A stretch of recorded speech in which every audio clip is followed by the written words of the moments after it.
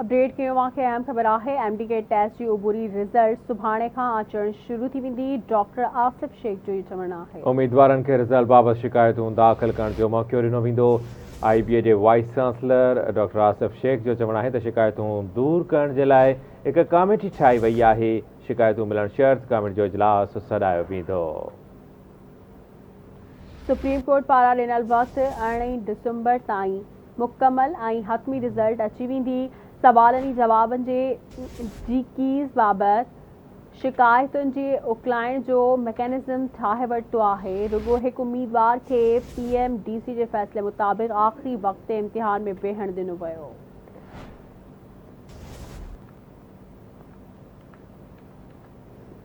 एक बार ॿीहर ब्रेकिंग न्यूज़ असां शेयर कंदासीं। IBA सखर जे vice chancellor doctor Asif Sheikh जो चवण है त MDK टेस्ट जी उबूरी रिज़ल्ट सुभाणे खां अचण शुरू थी वेंदी।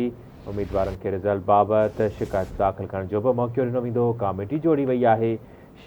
शिकायतूं मिलण शर्त कमेटी जो इजलास बि सॾायो वेंदो।